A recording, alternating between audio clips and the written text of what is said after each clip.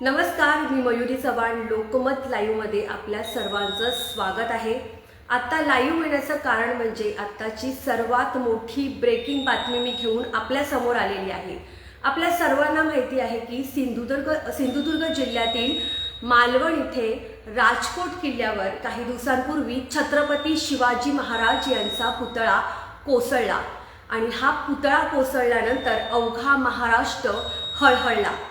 त्यानंतर हा पुतळा बनवणारा शिल्पकार जयदीप आपटे हा फरार होता। गेल्या अनेक दिवसांपासून जयदीपच्या शोधामध्ये पोलीस होते।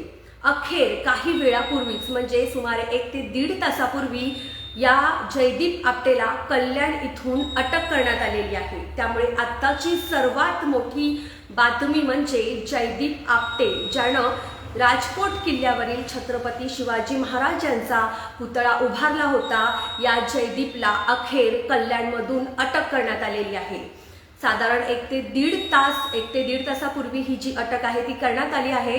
जयदीप हा कल्याणमध्ये आपल्या राहत्या घरी कुटुंबाला भेटणार असल्याची माहिती डीसीपी स्क्वॉडला मिळाली आणि त्यानंतर पोलिसांनी या ठिकाणी सापळा रचला। अंधाराचा फायदा घेऊन जयदीप हा आपल्या कुटुंबाला भेटण्यासाठी कल्याण येथे दूधनाका परिसरात असलेल्या त्याच्या घरी आला आणि यावेळेला पोलिसांनी त्याला अटक केलेली आहे। सध्या जयदीपला कल्याणचं जे डीसीपी ऑफिस आहे त्या ठिकाणी ठेवण्यात आलेलं आहे। त्यामुळे आता पुढे नेमकी काय चौकशी होते हे सुद्धा पाहणं महत्त्वाचं ठरणार आहे। त्यामुळे सध्या महत्त्वाची आणि मोठी ब्रेकिंग बातमी अशी आहे की जो पुतळा बनवणारा शिल्पकार होता असा जयदीप आपटे त्याला आता कल्याणच्या डीसीपी स्क्वॉडनी अटक केलेली आहे। जयदीप खरं तर गेल्या अनेक दिवसांपासून फरार आहे। त्याच्या शोधासाठी सिंधुदुर्ग जिल्ह्यातील 7 टीम सुद्धा तैनात होत्या आणि पोलीस त्याच्या शोधामध्ये होते। अखेर सुमारे 7 ते 8 दिवसांनी आज जयदीप हा कल्याण इथे जो आहे तो आपल्या कुटुंबाला भेटण्यासाठी आला आणि त्यानंतर पोलिसांनी त्या ठिकाणी त्याला अटक केलेली आहे। सध्या त्याला कल्याण इथल्याच डीसीपी ऑफिसमध्ये ठेवण्यात आलेला आहे आणि या संदर्भातली जी माहिती आहे ती सिंधुदुर्ग पोलिसांना देण्यात आलेली आहे। त्यामुळे सिंधुदुर्ग पोलीस सुद्धा कल्याणच्या दिशेने रवाना झालेले आहेत अशी माहिती विश्वसनीय सूत्रांकडून देण्यात आलेली आहे। खरं तर जेव्हा हा पुतळा कोसळला त्यानंतर जयदीप आपटे हे नाव सर्वाधिक चर्चेला आलं, कारण त्यानं तो पुतळा बनवला होता। पुतळा पडल्यानंतर जयदीप हा कल्याणमधून फरार झाला आणि त्यानंतर त्याचे कुटुंब सुद्धा शहापूर इथे आपल्या नातेवाईकांकडे गेले होते। त्यानंतर पोलिसांनी जयदीपची पत्नी व इतर सदस्यांची तिकडे जाऊन सुद्धा चौकशी केली आणि चौकशीनंतर जयदीपचं कुटुंब पुन्हा कल्याण इथं आपल्या घरी आलं होतं। हा सर्व जो प्रकार होता, पोलिसांची चौकशी सुरू होती, पोलीस त्याच्या मागावर होते, त्याच्या विरोधात लुकआउट नोटीस सुद्धा जी आहे ती जारी करण्यात आलेली होती। मात्र इतके दिवस उलटून सुद्धा जयदीप हा सापडत नव्हता। अखेर जयदीप आज कल्याण इथे आला आणि पोलिसांनी त्याला अटक केली। त्यामुळे कल्याणच्या पोलिसांनी अजून एक महत्त्वाची जी कामगिरी आहे ती बजावली आहे, कारण वेगवेगळ्या टीम जयदीपच्या शोधात इतक्या दिवसात होत्या मात्र कोणालाही जयदीप सापडत नव्हता। अखेर पोलीस या ठिकाणी त्याच्या घरावर वॉच ठेवून होते। अंधाराचा फायदा घेऊन काही वेळापूर्वी तो इथे आपल्या कुटुंबियांना भेटण्यासाठी आला, मात्र पोलिसांनी याच वेळेला त्याला जी आहे ती अटक केलेली आहे। सध्या जयदीप हा कल्याण पोलिसांच्या ताब्यामध्ये आहे आणि कल्याणच्या डीसीपी ऑफिसमध्ये त्याला या ठिकाणी ठेवण्यात आलेला आहे याची माहिती सिंधुदुर्ग पोलिसांना कल्याण पोलिसांनी दिलेली आहे। त्यामुळे आता पुढे जयदीपच्या चौकशीमध्ये नेमकं काय गोष्टी समोर येतात, तो नेमकं काय सांगतो, त्याची बाजू नेमकी काय आहे आणि अजून काही वेगळ्या गोष्टी त्याच्याकडून माहिती पडतात का, या संदर्भात सुद्धा वेगवेगळी जी उत्तरं आहेत ती पुढे येणं बाकी आहे। खरं तर हा पुतळा पडला आणि त्यानंतर जर आपण बघितलं तर राजकोट किल्ल्यावर सुद्धा एक वेगळ्या प्रकारचं राजकारण त्या ठिकाणी रंगलेलं दिसून आलं। महाराष्ट्रभरामधून खरं जे शिवभक्त आहेत, शिवप्रेमी आहेत, त्यांच्या सुद्धा प्रतिक्रिया आपण या ठिकाणी बघितलंय की सर्वांना ह्या गोष्टीने जे आहे ते हळहळ व्यक्त करण्यात आली होती सर्वांकडून आणि एक ज्या दुःखद प्रतिक्रिया आहेत त्या याबाबत उमटत होत्या। याबाबत अनेक राजकीय विधानं सुद्धा समोर आली।